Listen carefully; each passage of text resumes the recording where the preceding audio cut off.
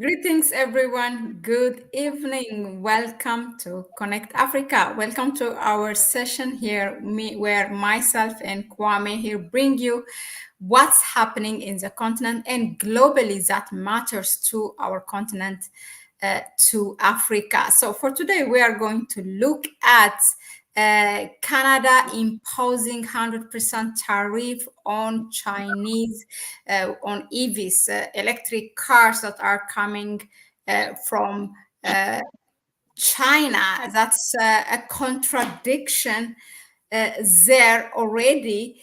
First of all, welcome, Kwame. Thank you very much, Mahlet. Thank you so much. And greetings to everyone who's watching us. It's a privilege to come here and serve and, do these presentations. And of course, we're going to tell you the reason why we should pay attention to this particular event that is happening, that Canada has decided to impose about 100% tariffs on Chinese electric vehicles. So we're going to come and tell you the reason why we have been paying attention to these particular events when they're happening across the globe. So thank you very much, Mahlet. Thank you. First of all, I would like to say you are one of the few people. I think I listen to other, whether it's a podcast or who have, people who have this YouTube channel platforms and talk about Africa. And very few, or I don't know, none say that it's a privilege to serve. And I know that how you take this personally and passionately. For Kwame, it's really a service for him to inform people, to research what he researches and bring things here. Okay, so having said that, let's dive into it. Okay, why is this? I mean, help us to understand. Okay, I thought that everybody thought that electric cars are not only, it's not just a hip or a wave in the future, they are considered to be saving our climate change. And these are the things that are like a song almost for the West. So why imposing that 100% tariff on Chinese EVs that are imported to Canada? Okay, thank you, Mahlet. So first of all, I think let me point out the reason why we as Africans need to pay attention to what is going on in the world, and especially technologically, industrially. Africa is engaged in a struggle, as we know, of carrying out industrialization, and this was the reason for the Africa Continental Free Trade Area, as we know it. It is under implementation, and 2020 was the year of the acceleration of the Africa Continental Free Trade Area. Now, the African Union has hinged its hopes of sparking industrialization across the African continent on the Africa Continental Free Trade Area. Now, for you to industrialize, there is, of course, certain sectors which you have to pay a lot of attention to. You can't neglect them, and that has to do with the transport, which we have enumerated. So there's no actually another channel apart from Connect Africa, which has spoken about these things extensively. When it comes to industrialization, you need to pay attention to your energy resources, your production. You have to produce enough energy so that your people have enough electricity, because most of the things which we use, they depend on electricity.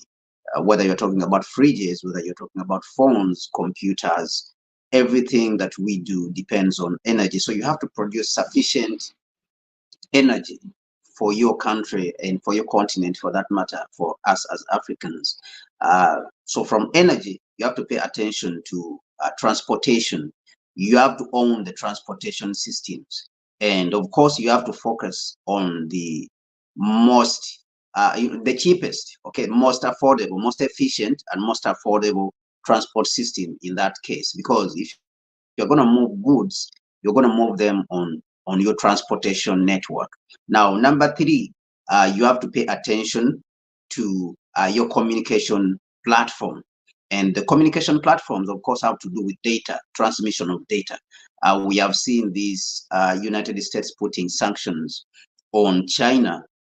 These sanctions, of course, specifically Huawei, their company Huawei. And the claim was that Huawei, as a communication company or a communication giant across the globe, of course, together with others like Ericsson and others, AT&T from the United States, they say that Huawei of China, to operate in the United States, it was going to collect information and data on the United States economy. So these three sectors are very important. And of course, the fourth one, which I'll add on that, is the sector of food. You have to produce your food and feed your own people. Now, if you have control over these sectors, these four important sectors, then you are ready to move into the industrialization phase. Now, what is happening today is that China has a hold onto all these three sectors in its country. Africa, on the other hand, of course, not so much, because we see that we don't have a cheap or an efficient means of transportation or transporting goods across the African continent. So we cannot grow businesses, we cannot grow companies, we cannot grow multinational companies like Alibaba, because most of the companies in China have been grown domestically before they went out there to take on the world. Now, within that, growing of companies and ownership of the transportation system, China has come to grow its, electric car industry. And Africa specifically has to pay attention here because we are producing a lot of the minerals which are being used in this transportation sector where China is dominating currently. We know that the automobile industry has been dominated in the past by the United States and Europe. And of course, when we talk about the United States, we talk about Ford, we talk about General Motors, who produce vehicles like Chrysler, Chevron, and all these vehicles. They have dominated this ever since the second industrial revolution, when Henry Ford commercialized the automobile. And of course, when we go to Europe, we see Germany on the other side also has been producing vehicles, which of course everyone knows, Mercedes-Benz, Opel, and all these vehicles, these other vehicles, and of course France is producing Renault.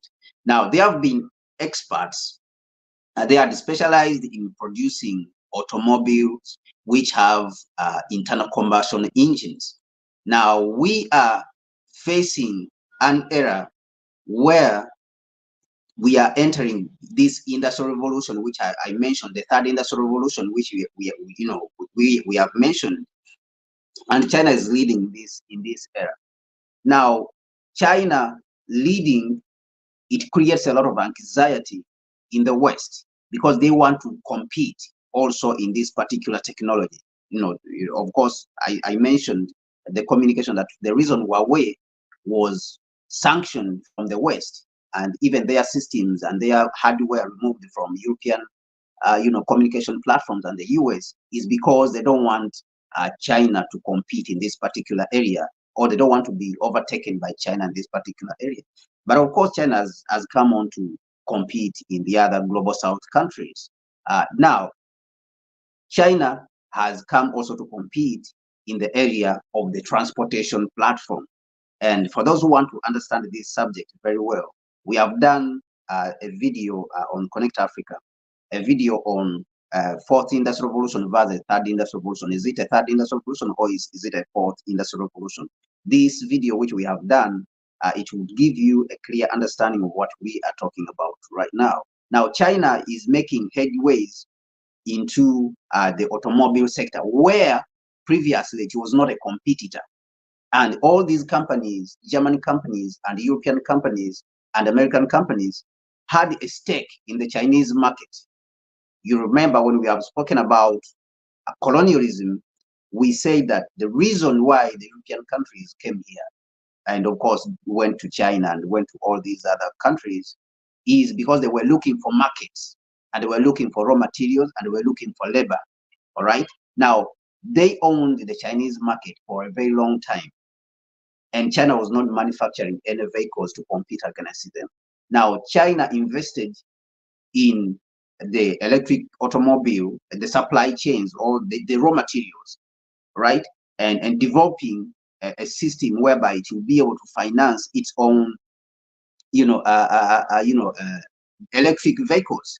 All right. So China invested heavily when it came to batteries and also motors and copper, buying of copper and all this, because these are the new engines which are going to power the new automobile, which is the electric automobile. And the West, of course, had fallen behind. All right.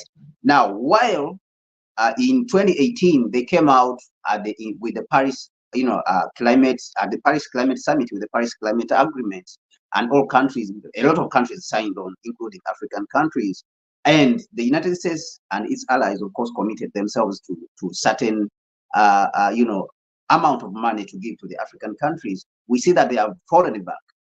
They have fallen back, and now instead of honoring, this climate change, which they have been talking about and pushing African countries to go into, we see them pulling back. And electrification for a long time had been looked at, electrification of automobile, because we know that automobiles, they are the greatest polluters on the planet, because most of the fuels which are being taken out of the ground, hydrocarbons, talking about oil, is being used by the automobiles. Now, the electrification of these automobiles means that you are going to reduce the consumption of these hydrocarbons, and you're going to reduce the pollution of the environment. And therefore, this is taking care of our environment. And of course, this is a clean environment and clean climate, which is necessary for a clean climate for us as a people. If you remember, in 2018 and 2019 and 2020, during that period, China was very much clogged with a lot of smog, in Beijing. But ever since they started implementing electric vehicles in their country, the pollution in the country reduced drastically. So the electric vehicles are looked at as a technology that is going to help us to curb the climate, the problems that come with climate pollution and climate change. But what we are seeing in the US, Europe, and Canada currently, they're imposing these tariffs, which now, as you have said, are contradictory. Now it has become a contradiction that on one side, they are pushing Africa, that Africa should abandon hydrocarbons. But at the same time, in their countries, a technology which is going to help them, because they are the greatest polluter of the environment, a technology that is going to help them to curb this pollution that they have been carrying out for hundreds of years, they are now pushing back against that technology again. And of course, this has created a huge contradiction in how they are operating. They are pushing themselves on Africa. They are telling Africa should not construct, it should not use its hydrocarbons, as you are seeing, that one of the NGOs recently came out to look at Dangote and say, oh, this refinery is going to pollute the environment. They were pushing on us in many major cases. They are pushing themselves on Africa and imposing themselves on Africa, so that Africa should not use, claiming that Africa should not use its own hydrocarbons because it's going to pollute the environment. But we see they are going also in the same direction, actually even in a worse direction, because they are the ones who have been polluting the environment. So now, what should we conclude from this attitude of theirs? What we can conclude from this is that this narrative of climate change, when it comes to Africa, is a double talk. And they really don't care about the environment. They only care about the economy. They care about their economies. And now when it comes to Africa, they don't care about Africa's economy. Okay. On their side, they care about their economies more than the climate, to the extent that they will impose tariffs, like the United States has imposed 100% tariffs under the Biden administration. And of course, Canada also has been pressured to follow them, because all these countries, they just follow the United States. And of course, currently, again, they are pressuring the United Kingdom, because the United Kingdom has not yet imposed those tariffs on the Chinese vehicles. They are also pressuring it right now. I've just seen an article which has come out that Britain, United Kingdom is under immense pressure right now from the United States to impose these tariffs. on Chinese electric vehicles which are coming in. Now, what this means is that these people, they care about only the economy. Now, on their side, they care about their economy to the point that they will not let their own climate change narrative to affect their economy. When it comes to Africa, they care about so much about they care about so much about Africa's economy. They care so much about Africa's economy that they want it to go down. On the other side, they want their economies to go up, that they don't care about the climate narrative, the climate change narrative. Now, in Africa also, what this translates to is that they care so much about keeping Africa's economy down that they want to use the climate change narrative at the same time. Because let us be honest, here what they care about is only the economy.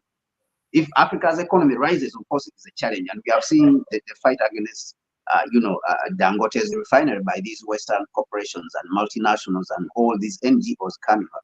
So while the other side, they are ignoring the climate narrative for their economy, they are trying to push that narrative on the African. But does the US import Chinese EV cars also? So the level of importation of Chinese vehicles in the United States is very low, is even less than 1%. But there is a fear that they are coming, that the vehicles are coming, because the Chinese vehicles have already arrived in Europe. And of course, in Britain, they have arrived. People have started using them. And of course, a study even came out recently that more than 70% of the young people, the millennials and other young people, Gen Z and all of them, combined 70% of them, they had considered and they are considering using the electric vehicles from China. They want to have them. Why?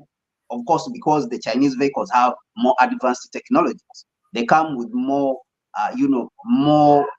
let me say, additions. Okay, additional technologies. For example, you can find a vehicle which has a fridge inside. All right, they have these advanced technologies compared to the Western world, the vehicles which they are manufacturing. The Western world is almost manufacturing vehicles which are antiquated. Okay, if you may say that they don't have these technologies which the Chinese have. So you find that even though the vehicles, the Chinese vehicles are not yet in the United States, we see that the United States is already fearful, is already paranoid. I think the right word is paranoid. They are already paranoid. The US is producing its own EV cars, mostly. No, the United States is producing, but it's not enough to meet the market. I understand. Okay. It's not enough. And even they are more expensive. They are more expensive. So what they are producing under Tesla, because they have Tesla, they have Ford, they have General Motors, all of them are producing. But unlike China, for them, they have not invested in the supply chain for all this long. China has invested over a long period of time. For example, in solar energy, all right? China is the one who has been producing these solar panels for a long time, cheaply. Now, when it comes to batteries, which are one of the most important elements, which is the most expensive component in the electric vehicles, China has companies which have already been investing heavily. Now, the US is just starting right now to invest in those kind of industries. So they are behind, very behind, and China is ahead in the production. So they are facing maybe help us understand this question more before we move to another one, because the question is as well why Canada is doing this. So greetings Sandes commented that Canada acts as a tax haven mining companies. Up to 75% of the world's mining companies are headquartered in Canada. I don't know if it's something relatable with what you said with Canada's action, but I just wanted you, perhaps, if there is anything. Yeah, so of course they do have the mining companies, but they have not been investing in, for example, the mining of lithium. That is not what they have been investing in, and of course the mining of cobalt. And China has been investing in all these technologies. And the other thing is that some of these technologies, they consume a lot of energy, and they require a lot of energy for refining them. which for a long time these countries have thought that they have to, to neglect that part and leave it to China to do it for them, and they'll import the already refined lithium, for example, or cobalt.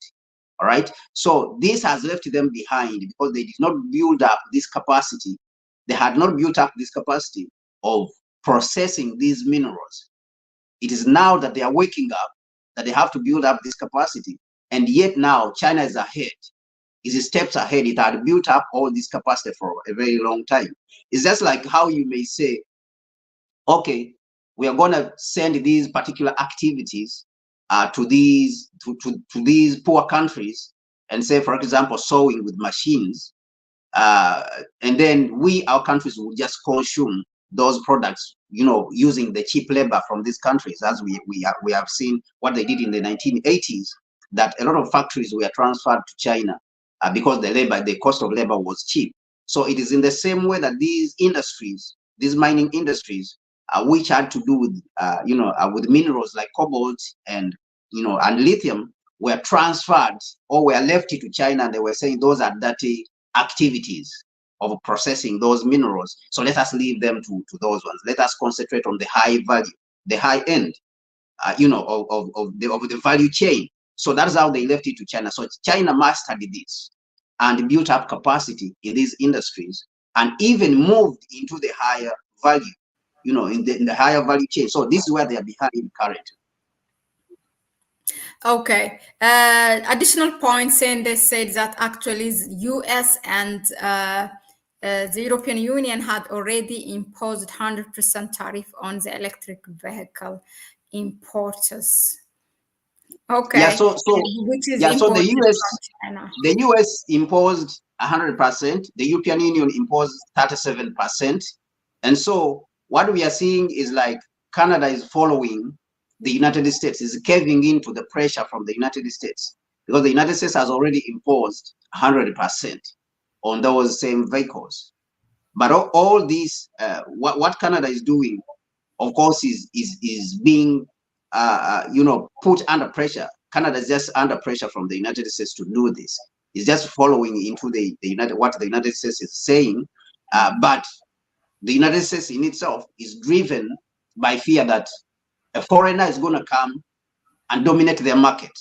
And yet they have been doing the same thing to China. They have been dominating China's automobile market for many years, for decades. They have been dominating China's automobile market, but they do not want China to come and dominate this automobile market, in their own countries. So this is, of course, again, where we see this kind of hypocrisy, this level of hypocrisy, that these groups of people, they want to be sort of like parasites, to only feed and never give back anything. Now, this reminds me, just if we can go back, before we come and talk about specifically about what Africa should do on the way forward. What about those funds that they have promised? Probably, maybe they have not even released it during the climate change summit in Nairobi. That's just about after Ruto was elected, I remember. So maybe almost 2 years ago. And yeah, like $100 billion that they have pledged, US, not they actually, particularly it was US. And then like a $10 million, which is like laughable. But yeah, what about those things? Should Africa even listen to this and get carried away with this climate change thing? Because it's obvious now they are preventing the continent from using its own resource and potential. So so this money was the $100 billion, of course, was pledged during the Paris climate summit. And what happened there is even interesting, that is the developed countries which agreed that they have polluted the environment immensely. All right, they have polluted the environment immensely, that they have to pay for it. If they're talking about the global South countries adopting these new technologies that we are talking about, whether it is solar panels, whether it is wind, and of course nuclear to some extent, and not drilling so much the hydrocarbons to use as their source of energy, it meant that the global north, which includes the European countries and the West majorly, which have been producing for hundreds of years, for more than 400 years or more than 600 years, or whatever you call it, it could be 200 years. It's a lot of time. So they had to pay $100 billion. They agreed themselves to pay $100 billion every year, to commit $100 billion every year to the global south countries, especially the poor countries, for them to be able to invest, these countries to invest in the clean energy. And of course, that means also investing in dams, for example, hydroelectric dams, to construct like hydroelectric dams. Now, what came out later is, ever since the Paris Climate Summit, is that nothing, completely nothing, not even $1 has been committed, has been paid by these countries, these rich countries. That is what we are seeing. And of course, the global south has been complaining about this. But ironically, these countries have continued to force themselves on Africa and the global south that they should do adoption to this so-called climate change. And to make matters worse, there was a summit in Netherlands where African countries were invited. This was called the Africa Adaptation Summit, which was held in Netherlands. African countries went, and I remember on that summit, people like President Nana Addo went, the president of Sierra Leone went, and the Europeans did not turn up, and they are the ones who organized it. Right? It was called the Africa Adaptation Summit, Africa, Climate Adaptation Summit, something like this. So they never turned up. The Europeans and the African heads of state came and hung there, and of course we saw people like Nana Addo complaining, who are always, roaming around the world. They never turned up. When it came to the Nairobi Africa Climate Summit, which happened in Kenya, which was hosted by President Ruto, of course. And of course, some other people also say that he was being paid by the West to organize all these things. Ruto was being paid by the West. The representative of Biden, John Kerry, came to that summit and he pledged $10 million. So this can only be looked at as a complete insult. An insult, purely, it is a pure insult to the Africans to say that the United States has given $10 million. And of course, if that $10 million even came to Africa, we would even say, okay, that is better. But we don't even know whether that $10 million came.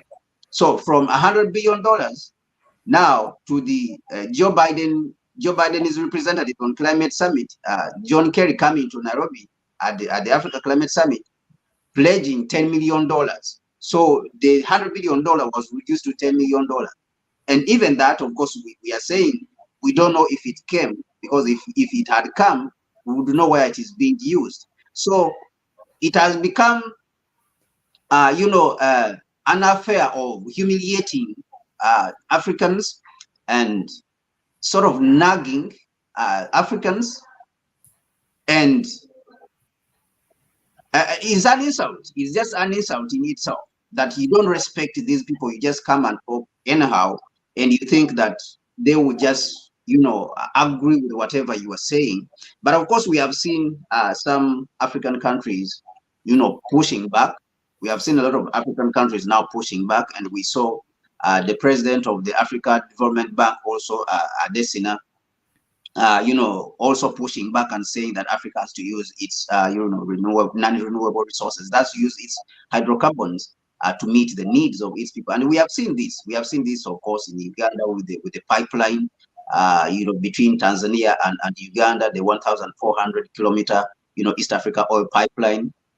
We have seen, Zambia and Tanzania right now are working on upgrading their pipeline, oil pipeline, which moves oil from Dar es Salaam all the way to Zambia. So I think that we are seeing Africans also pushing back a little bit, on this arrogance from the West. I think they should continue to do that. Now, we have seen how, the world or the West rather have come and attacked, including their media and other, in a way, in a synchronized way, against Dangote oil refinery and also to the Eastern African oil, the Eastern African crude oil pipeline to by not funding it. So, how Africa should go about this climate change thing and all these agendas that are being pushed by the West to Africa? What's the So big I think that I think that Africa has already taken the right step in some way, even though they are not sufficient. The steps that are being taken are not sufficient for us to grow as a continent, because of course we are talking about industrialization. There is a need to understand what industrialization in itself is on the African continent, and this burden I think has to go on the next generation, because the previous generation of leaders, or those ones who currently exist on the continent and call themselves leaders, they have missed it. So there's need for our generation to understand what an industrial revolution entails, or what industrialization entails. And that means that we have to understand that we are going to have to build a continental transport system across the continent. We're going to have to produce energy by any means necessary. By any means necessary, we are going to have to produce energy for our people, and we are not going to listen to anyone who has polluted the environment, for the last 600 years, 400 years, 200 years.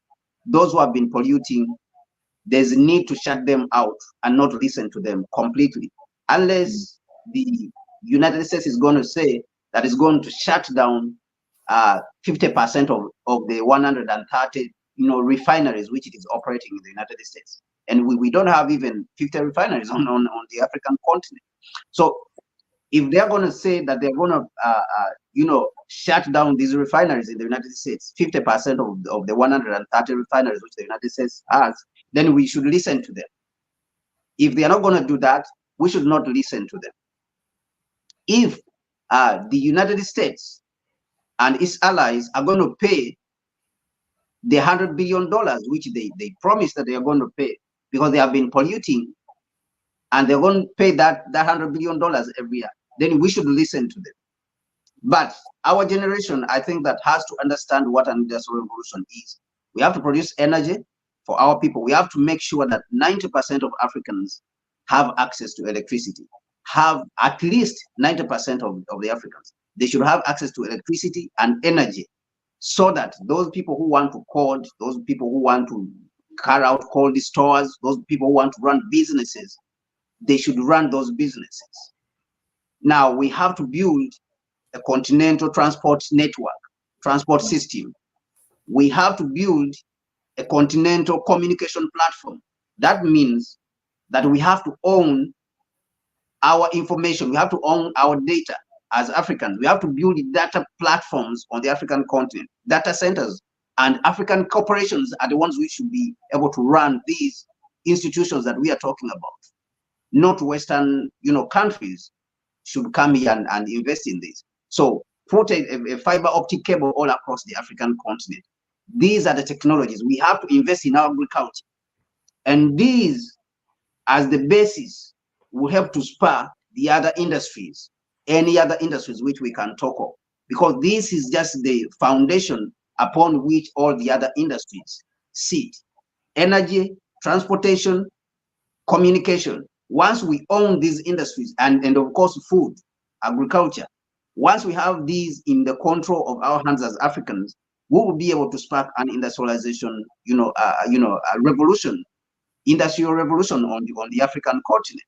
But without that, we will not be able to do it. We will completely not be able to do it. So all these sabotages that are coming against Dangote, coming against the East African, crude oil pipeline, especially from the West, all those, I think that we have to fight them. We have to be tough as Africans and fight against them. Just like how, the narrative, the false narrative, which was coming from the West when they wanted to attack Ethiopia, in the Tigray region, when we had rebels over there, that the Africans came out and defended Ethiopia. We have to come out in this same sense and defend Africa's use of its hydrocarbons. All right. All these manufacturing of vehicles and trains, of course, all this we are supposed to understand that we are supposed to also to manufacture these, equipment, these technologies here on the African continent. But we have initially to come out and defend the African continent, and the use of its resources and processing its resources, as we have seen that Dangote has been attacked simply because he's bringing the refining of oil on the African continent. The oil pipeline is going to bring wealth to the East African region. And of course, Total Energies was against the building of a refinery even in East Africa and Uganda. So all these, we have to come out as Africans and defend the interests of the African continent. But our eyes should be focused on an industrial revolution, that we want to cause an industrial revolution. Therefore, the 4 sectors of the continent, we have to develop them in unison, not individually as small countries, because as small countries, repeat those 4 things. Yes, yeah, so the 4 sectors which we are talking about that are necessary for an industrial revolution, that when we come with the projects across the continent, we should come with continental projects, whether we are going to China, whether we are going to Turkey, whether we are going to Europe to discuss with Europe, whether we are going to discuss with whoever, with the United States, all these summits, US Africa summit. We are supposed to go with the projects and say, these are the projects we want to carry out. If you are talking about summits, if you have partnerships that you want to carry out with us, these are the projects you should invest in. 1, energy, that we want to provide energy, at least 90% or even say 100% energy to all Africans. We want to provide energy to 100% of Africans so that all of them, they have access to energy. Now, here, even when you bring in electric vehicles or you start putting up a plant for manufacturing electric vehicles, it becomes simple for you as a continent because you have the energy. But even right now in Africa, if you're talking about bringing electric vehicles, even you have a problem that you may not have the source of electricity to power these electric cars. You go to countries like Sierra Leone, for example, 90% of the people, they don't have access to electricity. So how are you going to operate electric cars even deep in the village there if you don't have electricity? So there's supposed to be that understanding that the sector of energy is very important. Second sector is the sector of transportation, that we should build trains. We should build these vehicles here. We should not wait for China. I saw yesterday an article in which China is going to start, manufacturing its electric vehicles in Algeria, all right, and of course assembling even in South Africa, assembling in Kenya. So there's a need for us to understand that we are supposed to have control over this sector also, the sector of transportation as Africa as a state, and we have to have a unified, approach to building a railway platform across the African continent, and of course building up some interstate highways. But it's important to start with the railway platform across the African continent. So from energy to transportation, easing transportation, to number 3, which is building a communication platform and building our own Googles, building our own Facebooks. All this is going to come from a unified, communication platform on the African continent. And the unified communication platform for the African continent, what does that mean? It means for us to lay a fiber optic cable all across the African continent, which connects the African continent. And the cost of this is just a mere around $2 billion. It's enough to lay a cable which connects all the African continent. a fiber optic cable which connects all the African continent. So that is transportation. Then when it comes to the fourth sector, then we come to agriculture, that we have to feed our people. We have seen how Ukraine insults, the African countries. That Ukraine, a country which is at war, gives food to African countries which are not at war. So, which is an insult in itself. So we have to take control of our agriculture as Africans. And if we have control over these four sectors, then this will help us to create numerous jobs, unimaginable number of jobs, by just starting with these four. And then we will be able to move rapidly in an industrial revolution and build on that, just like how the other countries did, China, Britain, the United States, all these countries, this is what they did. So we need to invest in these industries or in these sectors as a base, and as on a unified front as Africans, not individually as small countries, as is happening today. Because the way it is happening today, that is why we are not growing as we are supposed to grow. And we are seeing that our economies now, they have stagnated.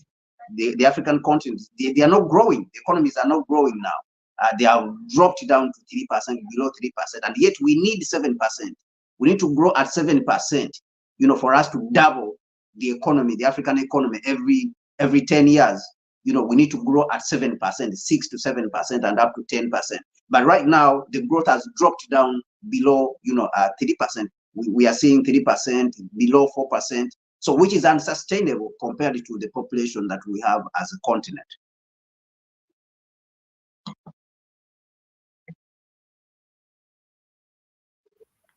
Very interesting. Thank you very much, Kwame, and thank you all for tuning here. Imhotep, Heru, CNS, for all your engagements, your inputs, your comments. Thank you again. And yeah, please go ahead and subscribe to the channel if you haven't done. Not CNS, not Imhotep, Heru, but others who are watching and still who are not engaging. And give it a like if you find this information was informative enough to you. Share this link with others as well. And yeah, please, you may support us to our PayPal account, which you can find in the description section. Thank you again, Kwame. Really, thank you for the service, as you call it. And it's a bye-bye from us. Bye.